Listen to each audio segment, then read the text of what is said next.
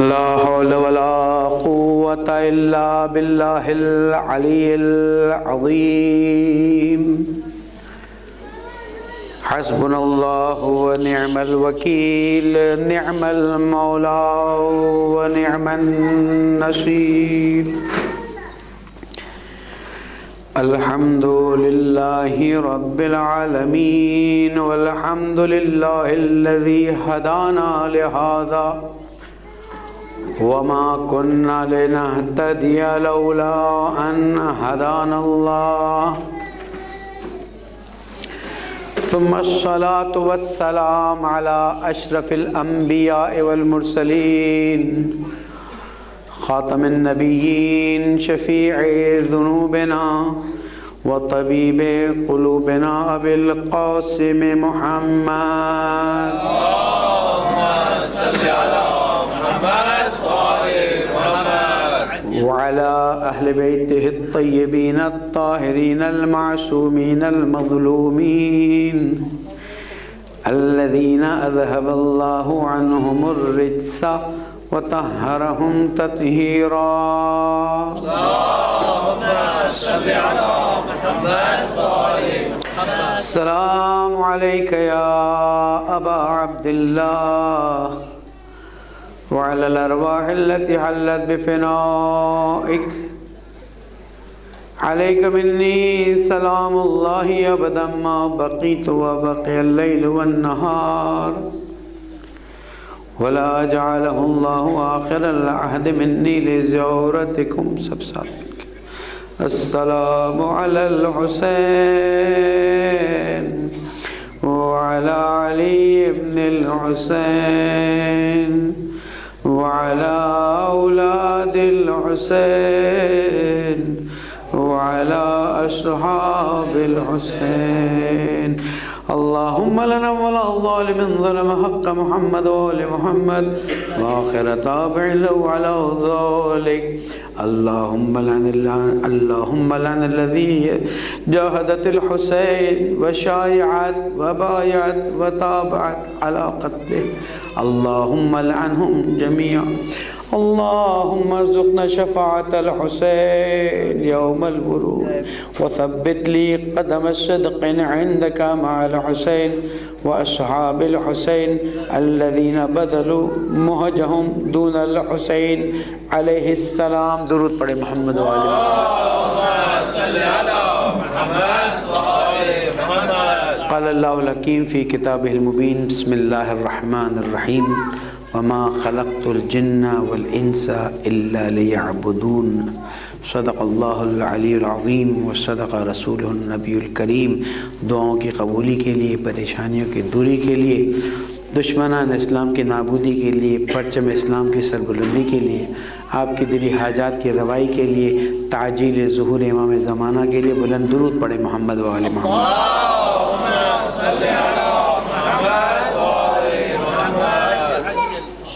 سخن کا عنوان جیسے میں نے کل آپ کی خدمت میں عرض کیا بندگی یا عبودیت اہل بیت علیہ السلام کی نظر میں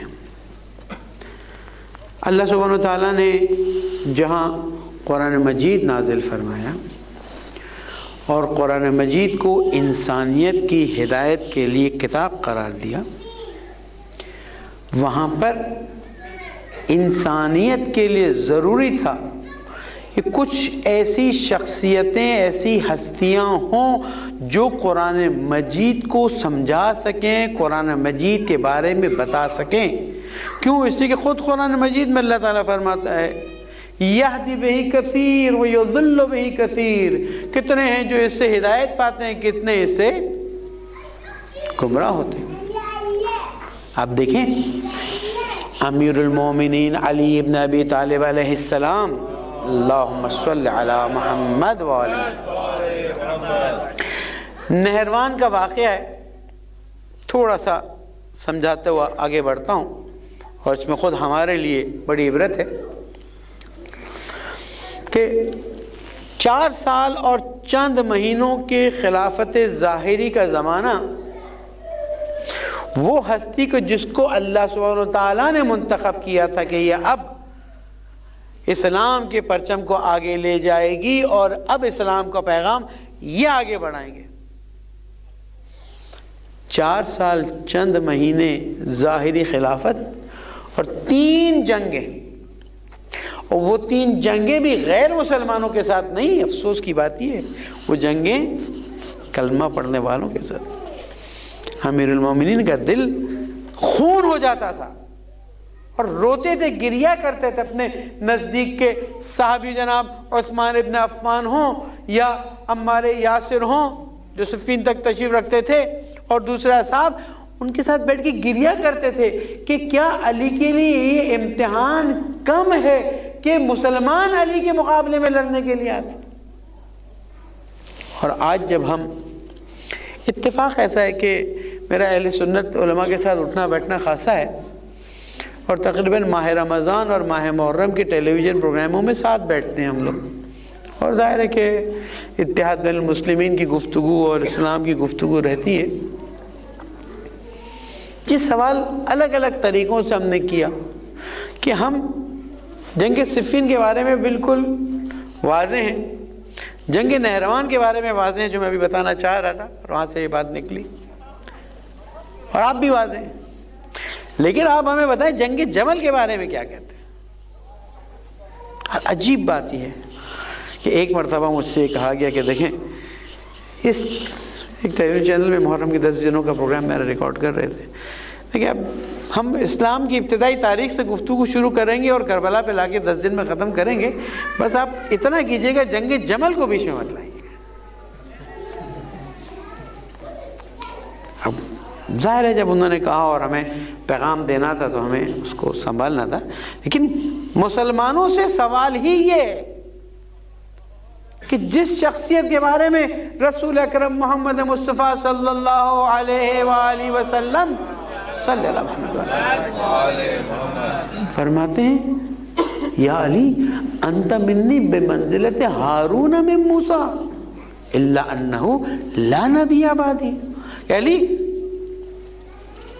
تیری منزلت، حدیث منزلت، اور اتفاق یہ جو حدیثیں ہیں جہاں شیعہ ریفرنسز میں پائی جاتی ہیں وہاں اہل سنت کے ریفرنس میں پائی جاتی ہیں، اور آپ نیٹ پہ سرچ کریں گے تو آپ کو تعجب ہوگا کہ بعض مرتبہ یہ حدیثیں وہاں پر زیادہ اوتھینٹک ریفرنسز ہیں ہمارے اپنے مقابلے میں. یا علی انت منی بمنزلت ہارون من موسیٰ الا انہ لا نبی بعدی. صرف فرق یہ کہ میرے بعد کوئی نبی نہیں آنے والا ہے، اور ہمارا عقیدہ بھی یہی ہے کہ رسول اکرم کے بعد کوئی نبی آنے نہیں آنے والے، اور رسول اکرم خاتم الانبیاء والمرسلین ہیں، اور امیر المومنین ان کے وصی ہیں، ان کے ولی ہیں. اور جیسے میں نے انگریزی میں گفتگو کرتے ہوئے عرض کیا تھا کہ مسلمانوں سے آج سوال کیا جاتا ہے، اور ویسٹرن ریسرچ کرنے والے اسلام پر یہاں پر آ کے بریک لگاتے ہیں اور لگا کے کہتے ہیں کہ اگر اسلام دین کامل ہے کتنا بڑا ضربہ لگایا. جنہوں نے خلافت چھینی وہ سمجھتے تھے کہ خلافت چھیننے سے کوئی بہت بڑی بات نہیں آ جائے گی، چند سال خلیفہ بننے کی خواہش یا چند سال حکومت کو ہاتھ میں رکھنے کی خواہش نے اسلام کا کیا اثر کیا.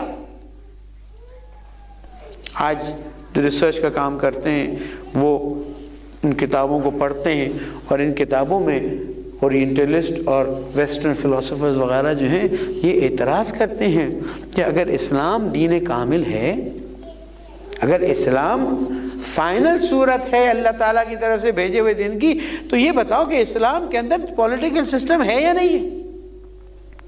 اگر پولیٹیکل سسٹم ہے تو اس میں سکسیشن سسٹم ہے یا نہیں ہے. اب دیکھیں جہاں پر بھی سسٹم بنتا ہے وہاں پر سکسیشن سسٹم جو ہے پہلے سے طے کیا جاتا ہے، اور مینجمنٹ کے اصولوں میں سے کہ اگر آپ کو انڈسٹری بنا رہے ہیں اور انڈسٹری کا سارا سسٹم ڈیولپ کر رہے ہیں، جو ایم بی ایز وغیرہ کرتے ہیں وہ زیادہ بہتر مجھ سے جانتے ہیں، میں تو 2 4 چیزیں یہاں سے لے کے جمع کر کے آپ کو بیان کر دیتا ہوں کہ سکسیشن پلان ہوتا ہے. اور اگر کسی انسٹیٹیوٹ میں جیسے میری اپنی زہرا اکیڈمی ہے، ایک صاحب آئے بڑی لمبی گفتگو کرنے کا، مولانا سکسیشن پلان کیا ہے، کل آپ کو شوٹ کر دیا گیا تو آپ کے بعد کیسے چلے گی. بات تو دل میں لگی، لیکن یہ سوال آیا ذہن میں جو وہاں پر بھی کرتا ہے کہ اگر ایک چھوٹی سی اکیڈمی جو ہے اس کا سکسیشن پلان نہ ہو تو وہ بھی بیٹھ جائے گا. وہ 4-6 مہینے سال بعد. مرجعیت میں سکسیشن پلان یہ چلتا ہے کہ جو نیکسٹ مرجع ہوتا ہے وہ ساری چیزوں کو سرٹیفائی کرتا ہے. کیونکہ اتفاق ایسا رہا کہ ایسے مراجع کے زمانے میں رہے ہیں کہ آیت اللہ خوئی رحمۃ اللہ علیہ، پھر آیت اللہ عراقی رحمۃ اللہ علیہ، پھر آیت اللہ گل پیغانی، اس دوران امام خمینی، دوسرے مراجع. تو سکسیشن پلان کو ہم اسٹڈی کرتے رہے کہ سسٹم نہ رکے. تو ایک چھوٹی سی اکیڈمی کے لیے سکسیشن پلان بنایا گیا. مرجعیت کے لیے سکسیشن پلان بنا کے بالآخر مرجعیت ایک ٹیمپریری سسٹم ہے. جب تک غیبت کا زمانہ یہ چلے گا، اجتہاد کا طریقہ چلے گا، جہاں امام علیہ السلام ظہور فرمائیں گے سب ان کے ہاتھ میں دے دیا. تو یہاں سکسیشن پلان ہے، وہاں ہے، یہاں ہے. مسجدوں میں جو ٹرسٹ بنایا جاتا ہے اس کا پلان بنایا جاتا ہے. دین جو پرفیکٹ ہے، دین جو کامل ہے، اس کے سکسیشن پلان پر اعتراض ہے کہ یہ بتاؤ اس دین کا سکسیشن پلان کیا ہے کہ پروفٹ کے بعد پروفٹ نے سب کے ہاتھ میں دے دیا کہ جو چاہے جیسے چاہے خلیفہ بن جائے، یا نہیں؟ رسول اکرم حضرت محمد مصطفیٰ صلی اللہ علیہ وآلہ وسلم نے ایک بار نہیں، 2 بار نہیں، کسی کو چاہیے تو مجھ سے کہ انگلش میں بھی ریفرنس لے سکتا ہے، چندین بار باقاعدہ طور پر فرمایا کہ میرے بعد علی ہے اور علی کے بعد حسن ہے، پھر حسین ہے، اور آخری تک کا نام لیا. اور باقاعدہ، اور عجیب اتفاق ہے، کچھ عرصے پہلے یعنی چند سالوں پہلے قم میں مجھے ذرا خود شک پیدا ہوا کہ واقعی رسول اکرم نے اس طرح کی کوئی بات فرمائی ہے یا نہیں. پھر آخر تحقیقی کام ہے اور تحقیق کا دروازہ کھلا ہوا ہے، اور جب تک انسان شک نہیں کرے گا یقین تک پہنچ نہیں سکتا ہے. تو جب میں نے اہل سنت کی کتابوں میں یہ روایتیں دیکھی، میرا اساتذہ نے ریفرنسز دیے، تو میری آنکھیں کھلی رہ گئی کہ میں اپنے موارد پہ شک کر رہا ہوں، وہاں تو اہل سنت کی اس میں یہ ریفرنسز موجود ہیں کہ میرے بعد میرے خلیفوں میں یہ ہوں گے، یہ ہوں گے، اور سارے نام لی پورے. اس میں کوئی شک کی گنجائش نہیں رکھی. یعنی اگر ہم آج یہاں بیٹھ کر مسلمانوں کو دعوت دیں کہ بھائی تم تمام چیزوں کو چھوڑ کے آگے بیٹھو، ہم اپنی کتاب سے نہیں بتاتے، تمہاری کتاب سے بتاتے ہیں کہ تمہاری سیاہ ستہ میں، سنن ابن ماجہ میں، صحیح بخاری میں، ان تمام کتابوں میں باقاعدہ روایت کے ساتھ آتا ہے. جہاں امام مہدی علیہ السلام کی گفتگو آتی ہے، اللہم صلی علی محمد و آل محمد، وہاں پر باقاعدہ ایک پروگرام آتا ہے، یعنی باقاعدہ ایک پروگرام کے ساتھ حدیثیں ملتی ہیں.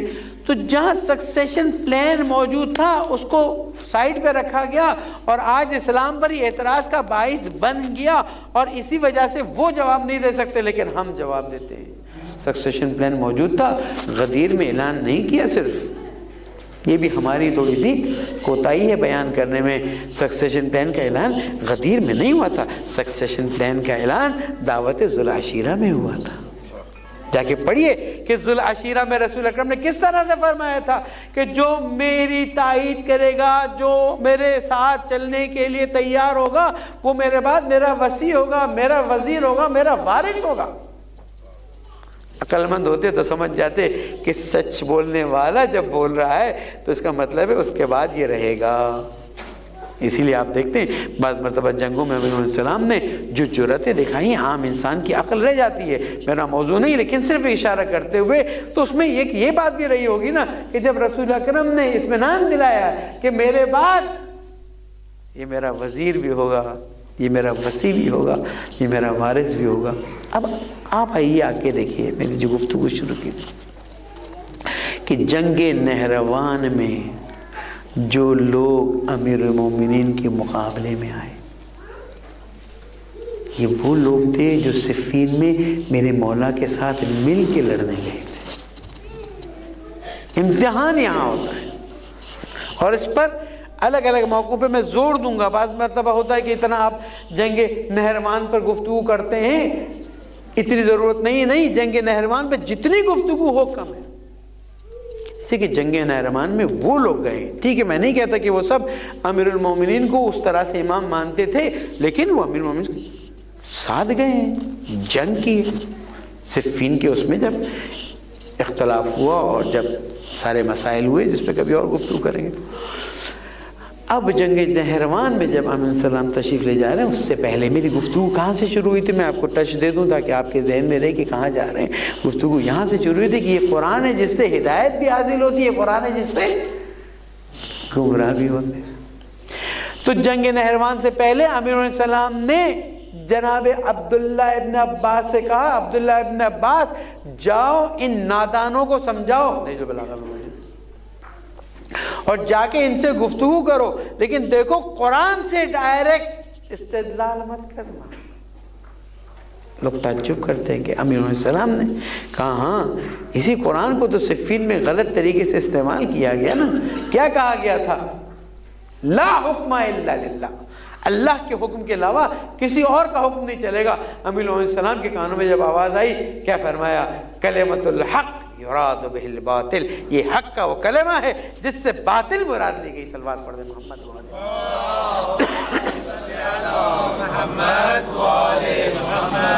تو اب یہاں پر ابن عباس سے فرما رہے ہیں کہ ابن عباس دیکھو ایسا نہ ہو کہ جب تم وہاں جاؤ اور تم قرآن سے استدلال کرو تو وہ بھی جواب میں قرآن سے ہی استدلال کریں، بلکہ جا کر قرآن کے ساتھ ساتھ سنت سے استناد کریں۔ اور اسی لیے رسول اکرم نے فرمایا انی تارک فیکم الثقلین، گفتگو یہیں سے شروع ہوئی کہ جہاں قرآن موجود ہے وہاں پر قرآن کی آفیشل تشریح کرنے والی شخصیت کا ہونا ضروری ہے۔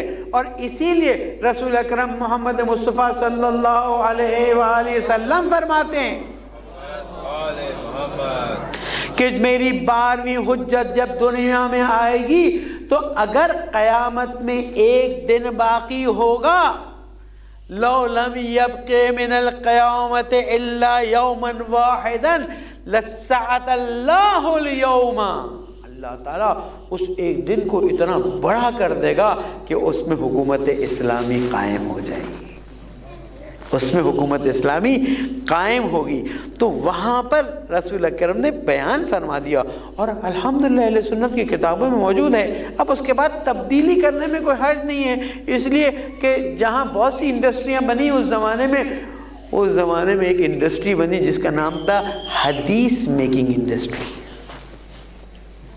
یعنی باقاعدہ طور پر قرآن مجید کی آیتیں جو اہل بیت علیہ السلام کے شان میں نازل ہوئیں، یہ ہم نے گڑھی نہیں ہے، یہ خود ان کی کتابوں میں موجود ہے۔ خدا کا کرنا یہ ہوا انہیں کے مقابلے میں ان اللہ اشتری من المؤمنین اموالهم وانفسهم بان لهم الجنہ، اللہ تعالیٰ مومنین سے ان کے مال اور ان کے نفسوں کو خرید لیتا ہے، اس کے عوض میں جنت عطا کرتا ہے۔ تو وہاں پر حدیث گھڑی گئی کہ یہ ابن ملجم کی شان میں نازل ہوئی۔ اب دیکھیں تو صفین کے موقع پر میرے مولا جو ہے بجائے اس کے کہ عبداللہ ابن عباس سے کہیں کہ یہ قرآن مجید ہے اور قرآن مجید سے استدلال کرنا، فرمایا نہیں، قرآن مجید کے ساتھ سنت سے بھی استفادہ کرنا اور استدلال کرنا، ورنہ وہ پھر گمراہی کی طرف لے جائیں گے۔ تو عزیز گرامی، میں اپنے موضوع پر پھر واپس پلٹا ہوں، وما خلقت الجن والانس الا لیعبدون۔ اللہ تعالیٰ فرماتا ہے میں نے جنوں اور انسانوں کو خلق نہیں کیا مگر، اب یہاں پر مگر کے بعد جملہ کیا استعمال کرنا چاہیے؟ اگر اندازہ کریں تو عام طور پر ترجمہ جو کیا جاتا ہے وہ کیا جاتا ہے میری عبادت کے لیے، میں نے خلق نہیں کیا ہے جنوں اور انسانوں کو مگر میری فار مائی عبادت۔ لیکن میں آ کر یہاں پر ظاہر قرآن و سنت سے استناد کرتے ہوئے اور علماء کے نکات کو نظر میں رکھتے ہوئے اس کی تشریح اس طرح کرتا ہوں، وما خلقت الجن والانس الا لیعبدون، یعنی میں نے خلق نہیں کیا ہے جنوں اور انسانوں کو مگر یہ کہ وہ میری بندگی کریں۔ اب آپ کے ذہن میں فوراً سوال آئے گا کہ شیخ میثمی یہ عبادت کرنا اور بندگی کرنا there's no difference، یہی مجھے سمجھانا ہے، اور اسی سے پھر گفتگو ہماری آہستہ آہستہ۔ عزیزان گرامی، ایک درود اور پڑھیں محمد والے۔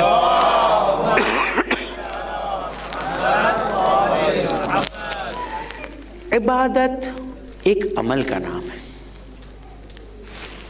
अब इस वक्त दुरूद पढ़ते हैं, इबादत हो जाएगी। अमल इस वक्त ज़िक्र फ़ज़ाइल अहले बैत है, ये इबादत है। रोज़ा रखते हैं, इबादत। हज करने जाते हैं, इबादत। दाढ़ी रखते हैं, ये सब क्या है? दीज आर एक्शंस, ये अमल है जिसको हम इबादत का नाम देते हैं। अब यहाँ से मैं एक और चीज़ समझा के फिर वापस आता हूँ ताकि मेरी बात आपके जहनों में एकदम बैठ जाए, क्योंकि अगर ये चीज़ नहीं बैठी तो आगे कोई चीज़ बात नहीं बनेगी। हम जब वुज़ू करते, हमने गुस्ल कर लिया, नहा धो लिया, फर्स्ट क्लास, बिल्कुल साफ हो गए। अब नमाज पढ़नी है, क्योंकि वो उन गुस्लों में से नहीं रहा कि जिसमें मसलन नमाज के लिए वुज़ू नहीं करना पड़ता। हमने अपने आप को पाक साफ किया, उसके बाद वुज़ू किया। साफ थे उसके बावजूद वुज़ू किया, तो इस वुज़ू से सफाई तो नहीं मिली थी कि सफाई तो हो चुकी थी। इस वुज़ू से क्या मिला हमें? इस वुज़ू से हमें एक हालत मिली जिसको हम कहते हैं तहारत की हालत, एक नूरानियत की हालत। इमाम जाफर सादिक अलैहिस्सलाम फरमाते हैं अल वुज़ू अलल वुज़ू नूरुन अला नूर। जब आप वुज़ू किए हुए हैं, तो आप नमाज के लिए आए, आपने वुज़ू किया हुआ है। हमारी आम तौर पर आदत ये है कि हम उसी वुज़ू से नमाज पढ़ लेते हैं, लेकिन मासूम फरमाते हैं कि वुज़ू पे वुज़ू करो तो नूर पे तुम्हें नूर मिलेगा। तो अब यहाँ पर जब वुज़ू किया, साफ थे, कोई गंदगी नहीं थी, कोई सफाई हासिल नहीं हुई एक्स्ट्रा पानी डालने से, लेकिन एक हालत हासिल हुई जिसको हम कहेंगे तहारत की हालत, नूरानियत की हालत, रूहानियत की हालत। और इसीलिए मैं एक रिक्वेस्ट करूँगा, न्यू ईयर है, बहुत से लोग न्यू ईयर में बड़े बड़े वादे करते हैं, जो रस्में हैं, हम अपने न्यू ईयर में एक प्रैक्टिस शुरू करें, और वो ये कि सुबह जब ऑफिस के लिए निकले तो वुज़ू करके निकले। शायद इस वक्त आपको अंदाज़ा ना हो, वुज़ू करना कोई बड़ी बात नहीं, लेकिन आप देखेंगे कि इस एक वुज़ू के करने जब तक रहे, जहाँ नेचुरल कॉज की वजह से वुज़ू टूटा, परेशान मत होइए, कर सके तो कीजिए, फिर छोड़ दीजिए। आप देखेंगे जितनी देर आप वुज़ू में हैं, आपके अंदर एक नूरानियत का आलम होगा। आप आम हालतों से अपने आप को फ़र्क महसूस करेंगे, वरना अल्लाह ताला वुज़ू क्यों रखता? तो क्या हुआ, जब आपने वुज़ू किया, एक नूरानियत मिली, एक रूहानियत मिली। गुस्ल किया, बिल्कुल साफ होके नहा धो के फिर गुस्ल किया, तो सफाई तो थी। इस गुस्ल से क्या मिला? एक हालत मिली। उस हालत को हमने क्या नाम दिया? तहारत की हालत। उस हालत को हमने क्या कॉल किया? नूरानियत, रूहानियत। बस पता चला अमल अंजाम देते हैं तो अमल के अंजाम देने से एक हालत पैदा होती है। वुज़ू करने से नूरानियत मिलती है, गुस्ल करने से रूहानियत मिलती है, इबादत करने से हमारे अंदर एक हालत पैदा होती है जिसको बंदगी की हालत कहते हैं। दुरूद पढ़ते मोहम्मद।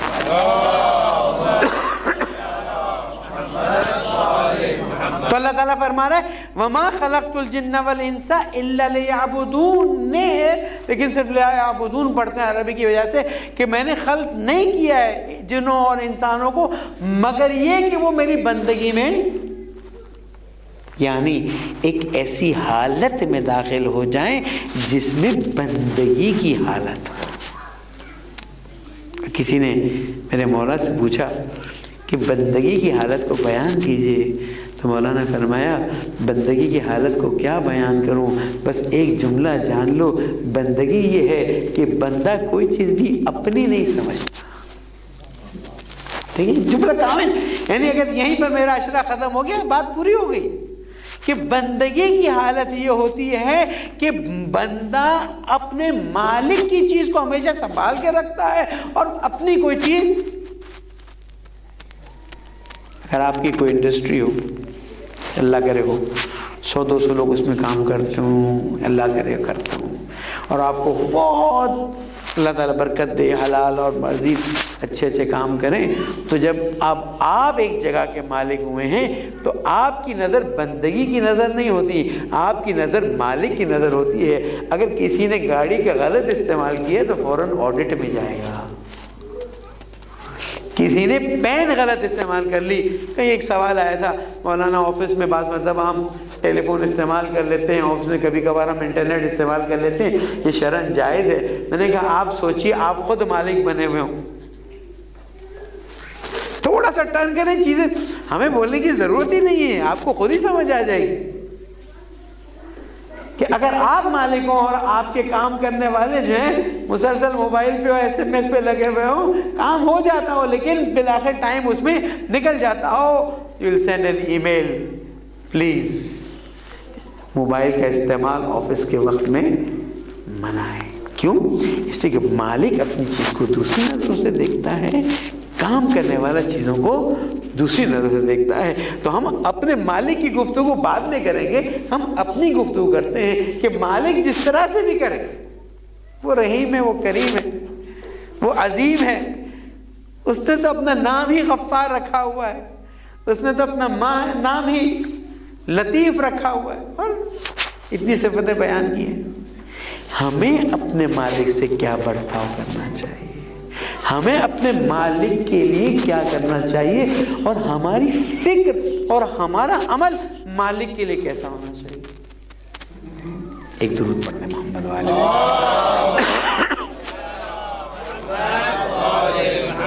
یہاں سے گفتگو اب آہستہ آہستہ آگے بڑھے گی کہ ہم نے عبادت کو انجام دینا ہے، جیسے وضو انجام دیتے ہیں، جیسے غسل انجام دیتے ہیں، لیکن یہ عبادت مقصد نہیں. کوئی بھی عبادت فرق نہیں ہے. اور عبادت کی ڈیفینیشن بہت واضح ہے کہ صرف واجبات کا انجام دینا عبادت نہیں ہے.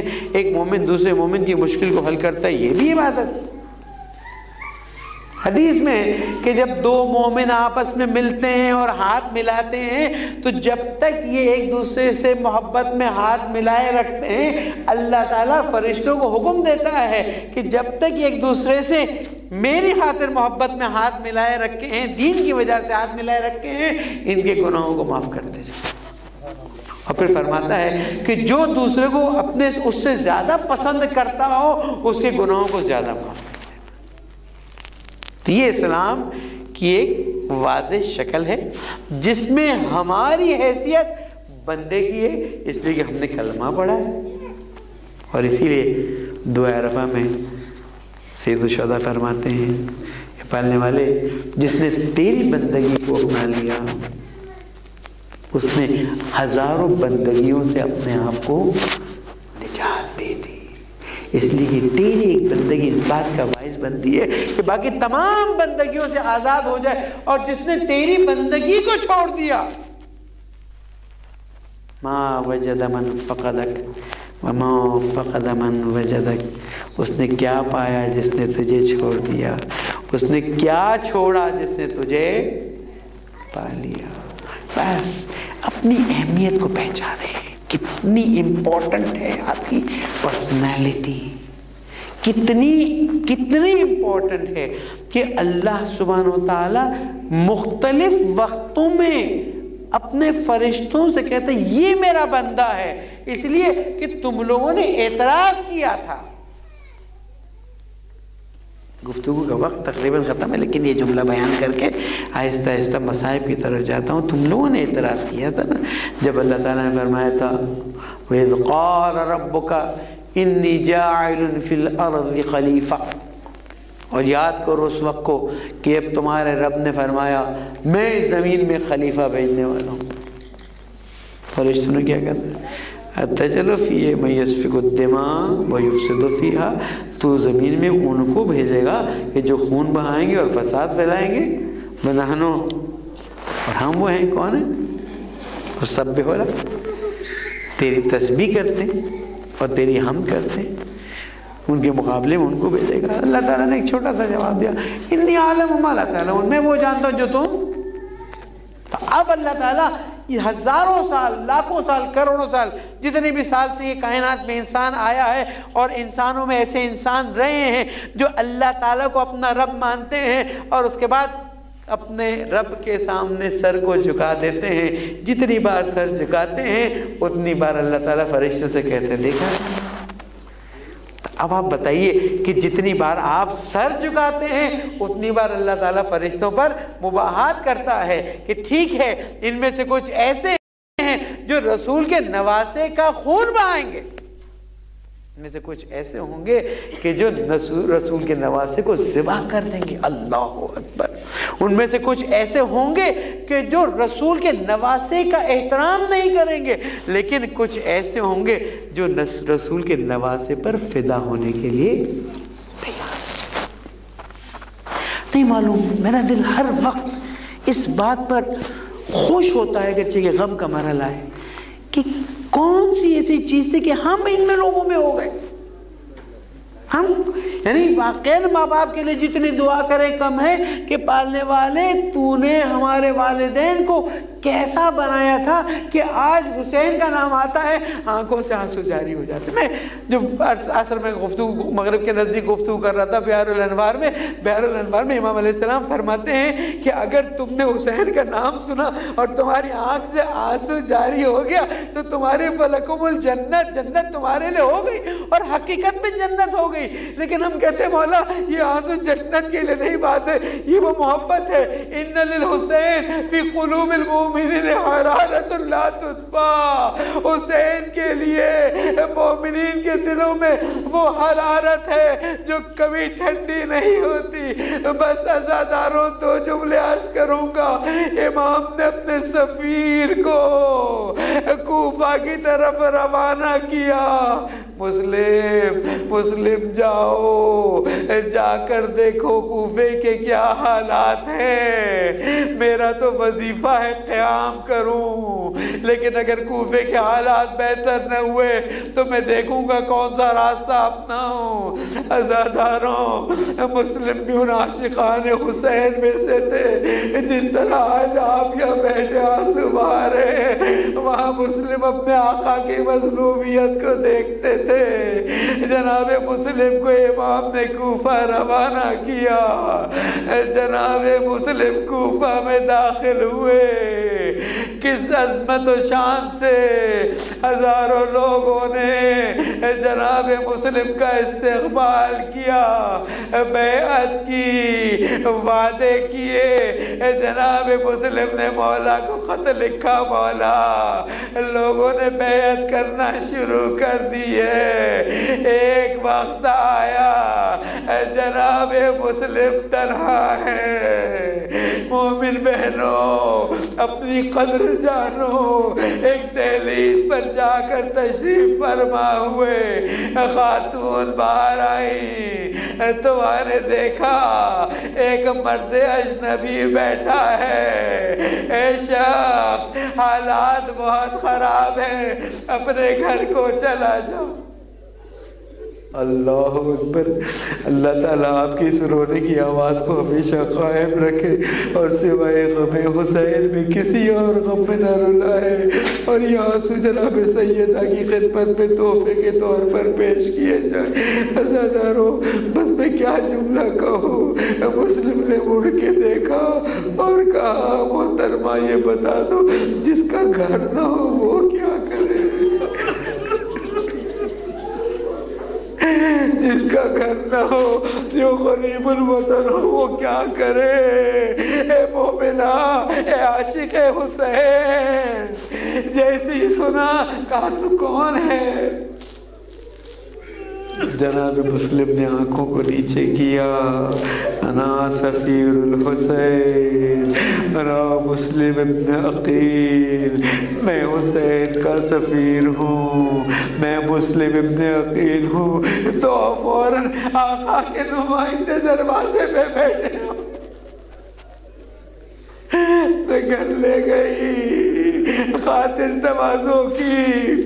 صبح جنگ کا اعلان ہوا، جناب مسلم اکیلے جنگ فرما رہے تھے، بالآخر ایک وقت آیا، گرفتار کر کے لے جایا گیا عبید اللہ کے دربار میں۔ جناب مسلم سے کہا گیا سلم علی الامیر، مسلم تو نے امیر پر سلام نہیں کیا۔ آپ ہی کی طرح اس ہمت کے ساتھ جناب مسلم نے فرمایا مال الامیر سوى الحسین، تم سمجھتے ہو گے اس امیر کو، میرا امیر تو حسین ہے۔ امام علیہ السلام کی یاد آئی، جناب مسلم نے نصیحت فرمائی، وصیت لکھنے کے لیے درخواست کی اور کہا میرے آقا مولا حسین کو خبر دے دو اب کوفہ آنے کے لائق نہیں رہا۔ عزاداروں، یہاں جناب مسلم کو شہادت کے لیے دارالامارہ کی چھت پہ لے جایا گیا۔ وہاں کوفے سے جناب مسلم نے سلام کیا۔ سید الشہداء مکے سے نکل چکے تھے، ایک وقت کا وعلیکم السلام۔ اصحاب نے پوچھا اے مولا کس کو جواب دے رہے ہیں؟ کہا دیکھو کربلا کا پہلا شہید مسلم ابن عقیل اپنی گردن کو کٹانے کے لیے تیار ہے۔ بس دو جملے اور عزاداروں، یہاں مسلم ابن عقیل کی شہادت ہوئی۔ وہاں حسین نے مسلم کی بچی کو بلایا، اپنے زانوں پہ پیار سے بٹھایا، کانوں میں گوشوارے، بس کلیجہ تھامیے۔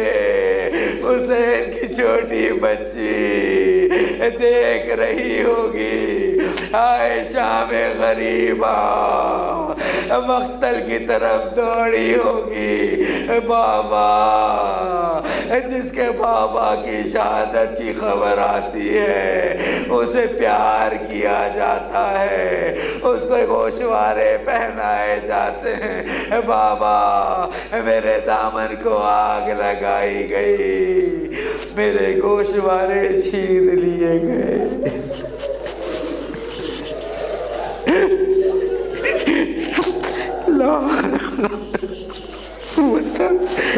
لا باللہ العلی العظیم، انا للہ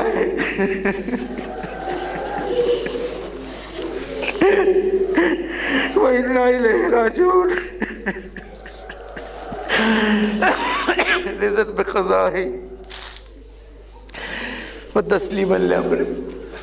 اے معبود، ان گناہگار ہاتھوں کو نہ دیکھ، ان سیاہ چہروں کو نہ دیکھ، ان دلوں کو دیکھ، ان آنکھوں کو دیکھ، ان دلوں کو دیکھ جو حسین کی یاد میں تڑپتے ہیں، ان آنسوں کو دیکھ جو حسین کی غم میں جاری ہوتے پالنے والے، ان کو ہماری آخرت کے لیے سرمایہ قرار دے دے، ہماری نیتوں کو خالص فرما دے، صحیح معنی میں حسینی بننے کی توفیق عطا فرما دے، پالنے والے ہماری نسلوں کی اصلاح فرما دے، ہماری کوتاہیوں کو بخش دے، ہمارے گناہوں کو معاف فرما دے، سوائے غم حسین کی کسی غم میں نہ روئے، بیماروں کو شفا عطا فرما دے۔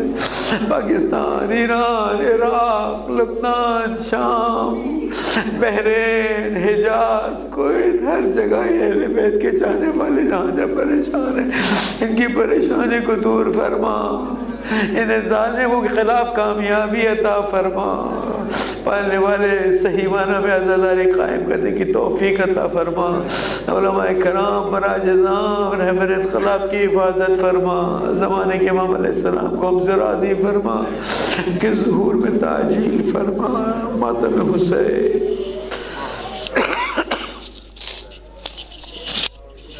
یا حسین، یا حسین۔